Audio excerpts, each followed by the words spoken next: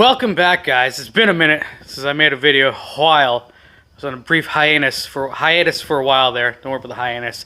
Anyway, so today we have the Cornerstone Performance Intake. We're gonna unbox it. We're gonna have a gander. Then we're gonna toss it on 1320 TRX there. You know, National's doing good as usual.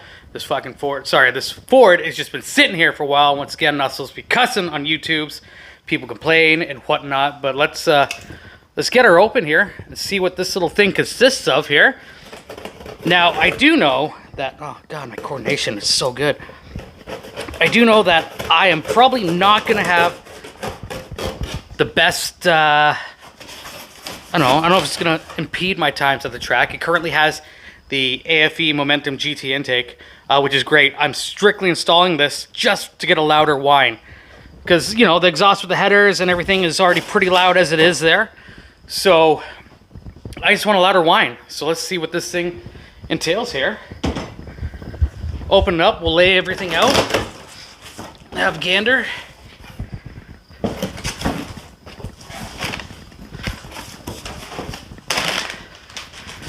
unpacking.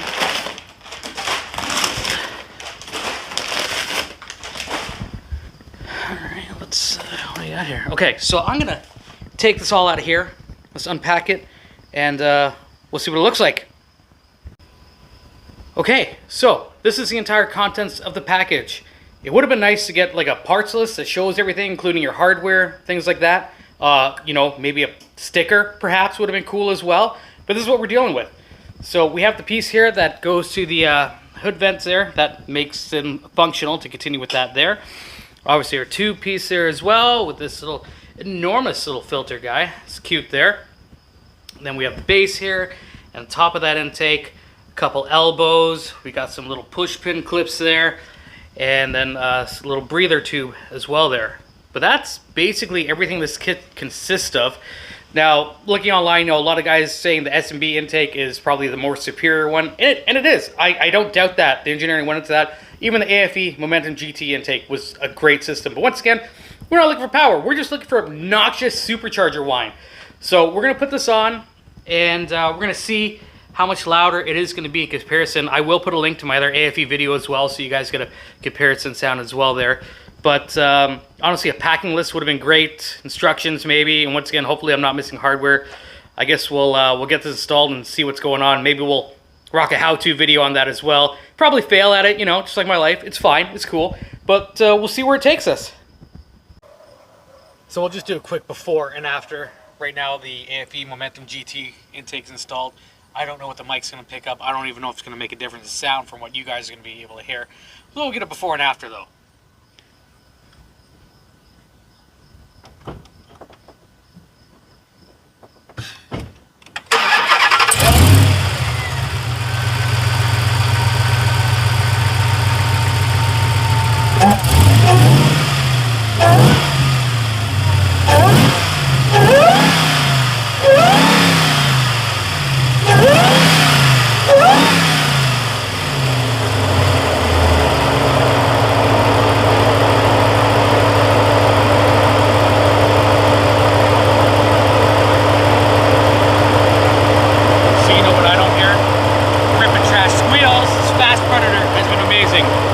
No complications, no issues, no squealing. Got about 12,000 clicks on it, no problems. That's our before with the a.k.a. So I couldn't find a packing list, but I did find some instructions, and there is also a couple videos on YouTube as well that I'm going to use as sort of a guide to maybe make a how-to video. So basically, you remove all your tabs here. This whole piece is going to come out and do your fender washers, or sorry, your washers out of there as well, and all the hardware here to take off this brace here.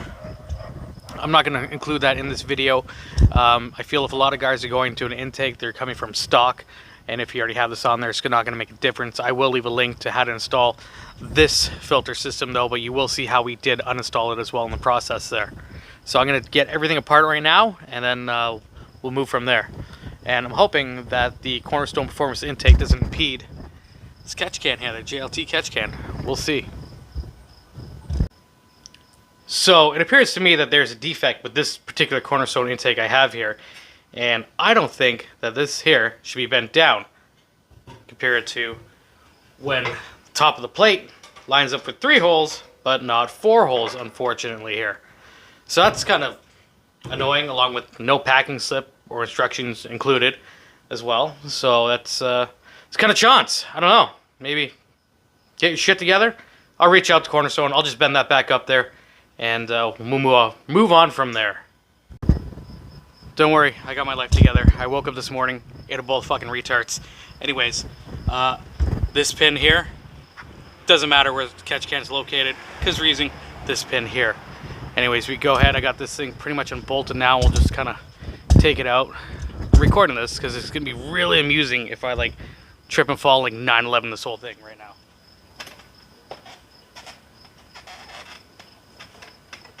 Nope, that's not awkward at all. Not awkward. Hopefully get the IAT on the, yeah, alright, we're good.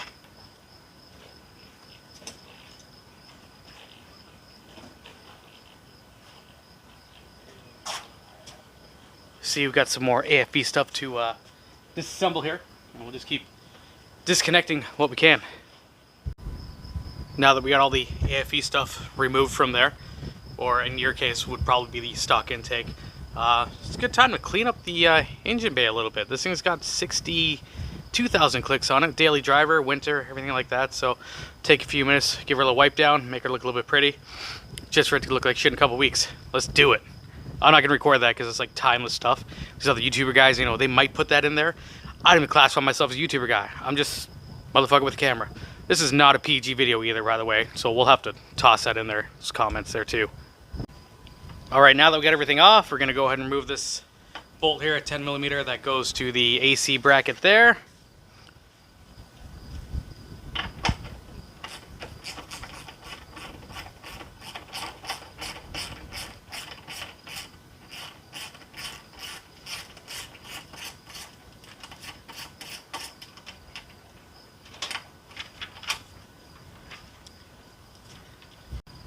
Now, according to our manual here, we're just going to remove the push pins that are holding this fabric flap in here in order to enable cooler air getting to the filter there or whatnot. In my particular case, I only see 3 pins. I'm going to start ripping them out and we'll see if there are 3 or 4 pins. Perfect. So we got the fabric out of there now. This was the piece here. In my case, there's only 3 push pins that had, that were in there. And you're probably going to break them if you're like me, or if you're smart, you'll do it the correct way. But this was oriented right down through here, and that will enable that airflow from the grill to get into that filter more efficiently there. So in my case, I had to remove the AFE intake, so I had to take that whole bar out of there. In your case, you will not have to remove the entire bar there because you have your stock setup. So we'll move on to our next step here, and we're just going to bolt this bar back into place here. All right, according to the next step, we're going to drop this piece in here. This orange tab is going over here. Be aware your coolant hose here as well, your return line. Keep it on top of your nipple here as well. You'll see as we put this in. Make sure it's fully seated on your grommet there. Make sure that is over your line there as well. Then your 10mm bolt goes back into there. Let's go ahead and tighten that back up there.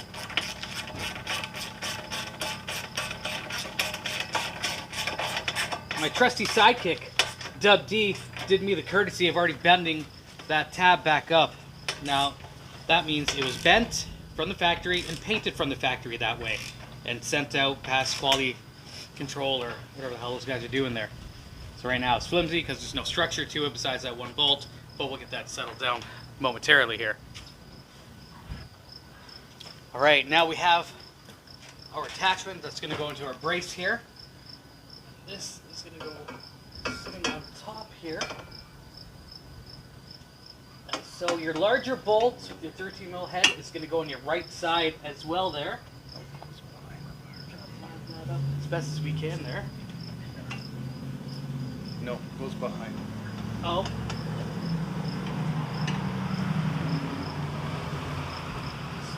Weird.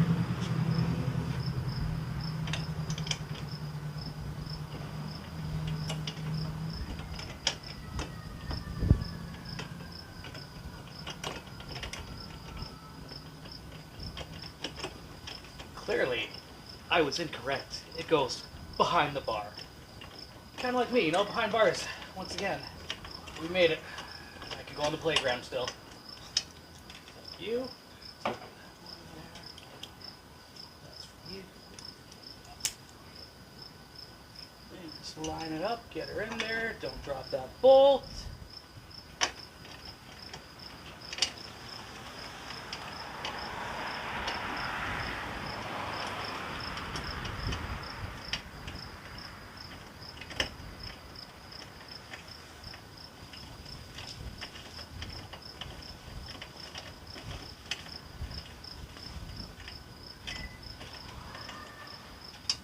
And we'll take that 1/4-inch ratchet there as well. Thank you, sir.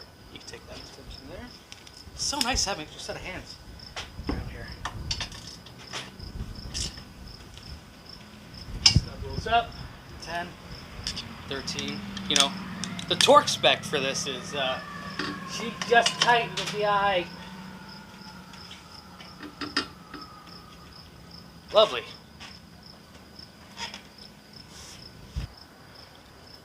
Alright, next part is attaching our silicone coupler to our pipe here and to this piece here. So let's go ahead and get that done. As awkward as we possibly can, because why not, with the catch can lines that are in the way as well there. What is our best? Try not to scratch up your new pipes either there.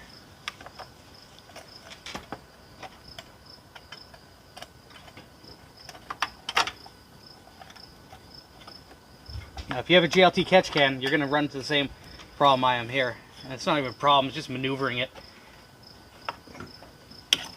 to get on there. We can take this little fella here, put you there, and then hopefully we'll be able to rotate this back. Perfect. We're going to go ahead and get this reinstalled here using our 11mm extension there as well, so make things a little easier.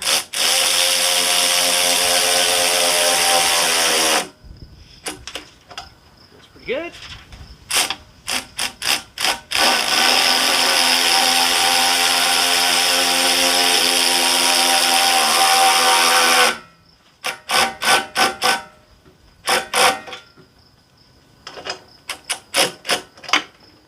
Feels pretty tight. So when you're coming from the factory intake that's there, in my case I'm not, I was using the AFE one there, sorry, let's fucking focus here, bud.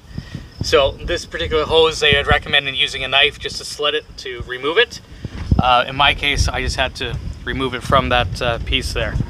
So we're gonna go ahead and install the next step here. All right, so we're gonna attach our supplied hose. I'm not gonna tighten it down in case I need to rotate it for the angle, but it's just gonna slide over this plastic tube here.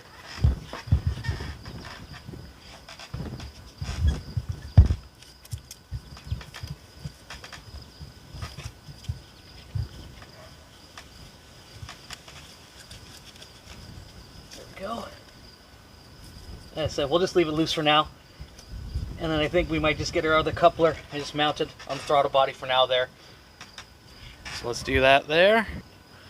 So I just put the silicone coupler on here. It's loose, not tightened down there, just so we can manipulate the proper angles that we need to fit this in nicely here. Hopefully I'm not blocking everything in the camera. I'm fairly certain I am though.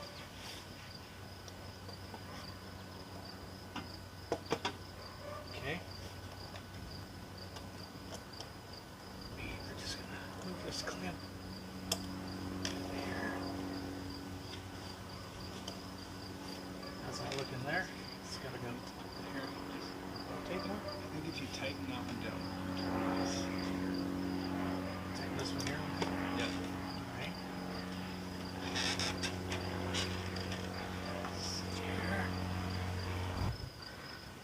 So I'm just gonna snug up the throttle body silicone hose there, that coupler, using our 10mm here. We probably don't need extension on there.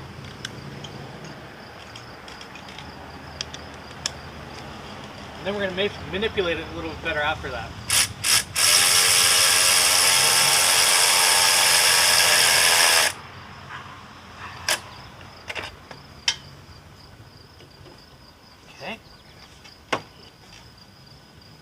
before we snug up this one here, let's just see how our other hose is going to fit here, because I feel like we may have to rotate this a little bit, or we may trim it down a bit because we don't want any kinks or anything like that in the hose.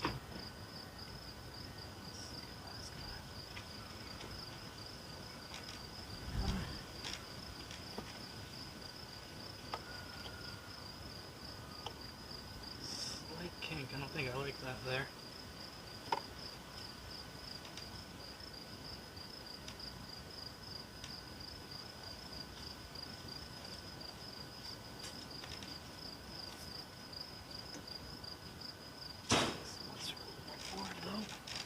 Yeah, let's trim that up a bit there. All right, now we have our metal pipe attached to our coupler here. Kind of played around with this coupler, brought it up a little bit, or sorry, the clamp that's on the coupler. Also did trim this hose down a little bit there. There was a slight kink in it, might trim it down a little bit more. Granted, it's just airflow, not a big deal, but let's tighten her down and see how she goes.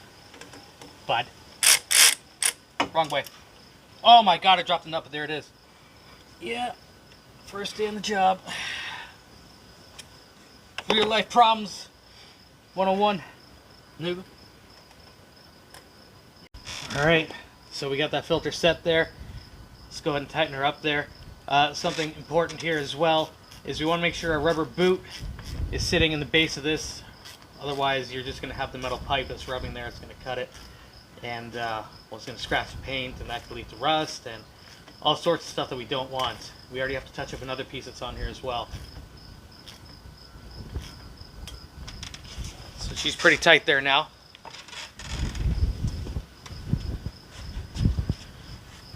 We can also re-angle the clamp after, hide that a little bit better after, but for the most part, that's it there. So just observing how the clamp is orientated right now, it may not be the best fit for our top piece here. So we're just gonna rotate that clamp so all these holes line up better without the impeding of the clamp there. So we're gonna go ahead and put our top cover on. Now remember, we had to bend a piece of the metal on the cover here to probably get a line, because from the factory it wasn't done properly, and then they still send it through for paint. And we have our little push pin clips here. So we're gonna hopefully try to secure the back end first, and then we'll do the front end. We dropped one once again there, so why not?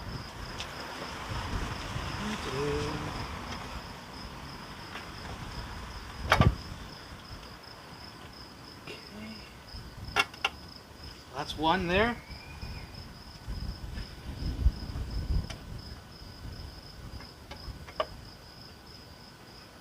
Of course, you can't see a whole lot there. There's gonna be the other one there. And hopefully, these front ones are gonna line up a little better. Some persuasion, perhaps. Not too bad.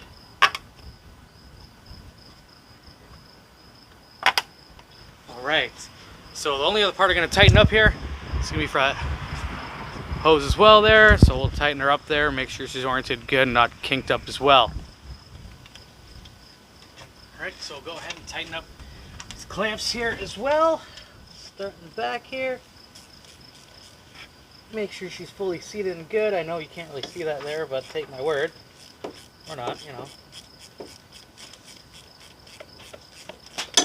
Now, I wouldn't over tighten these down, because it is just a plastic fitting that you're going on as well.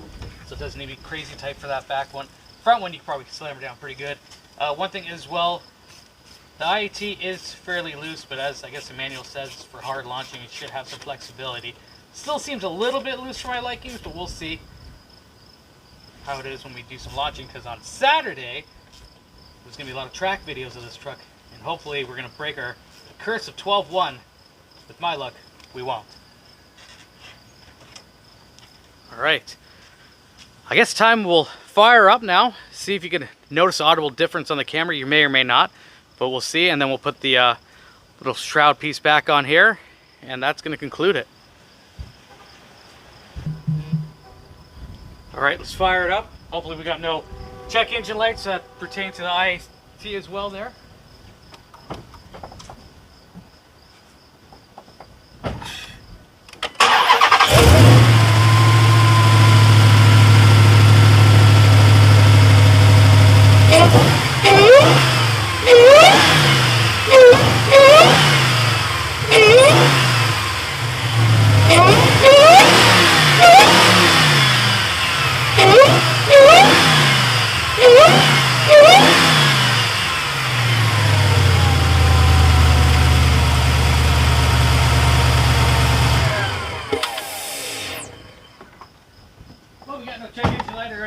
popping up on the dash there.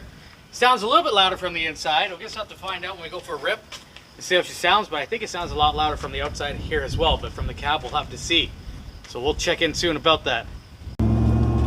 No doubt, this Cornerstone Performance Intake is much louder, way louder than the AFE Momentum GT intake. I'm very pleased with it. Fucking terrible light. Very happy with the sound of it. You know, the reason why I went with AFE back in 2021, they were first to market with a colder intake. Now, after doing headers and exhausts with basically no mufflers, I just need to hear more of a louder whine, and I don't think there's going to be any performance gains. I think it's going to be the same as with AFE, maybe a little bit less. I'll be hitting the track on Saturday, but here, let's get a little listen. Hopefully this picks it up.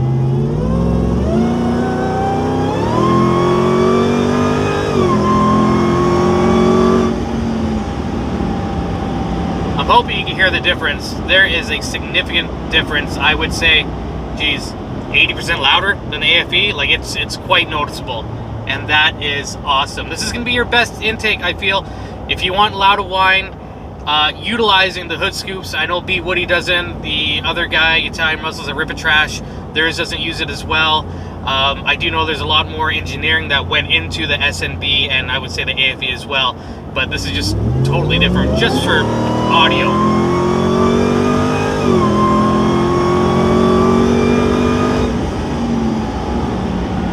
Overall, I'm very happy with the sound of this. Fit and finish of the Cornerstone Performance Intake, I don't know, I say 7 out of 10. I'm not totally thrilled about some things, but it's overall, it's a decent product. I think the price point's a little bit high for it, but it does what it's intended to do, which is make that blower whine and utilize the hood scoops there as well. So there you have it. That concludes it. There's the sound of it there as well. We're gonna hit the track and see if we can push something better than that 12.1 that we're always running here. And yeah, we'll see what happens from there. Perfect, so we're just gonna put these push pins back in here now. That basically concludes your somewhat of a tutorial here for that Cornerstone Performance Intake there. Hoping to see if we pick up any quicker times with it. I don't think we will. Once again, we installed the intake strictly just for sound purposes to hear that more lower whine. But just keep an eye out. If you are ordering this intake, look for fit and finishes. Look for all the correct pieces that should be with your kit there, because as I said, there is no packing list that is included with it. And take your time installing it. It isn't too bad. It's not too hard at all, but just take your time. It's good that the mic's getting caught in there as well, the camera. Perfect. Other than that, thanks again for checking it out. Appreciate it. And as always, zippity-doo-dah, bitches.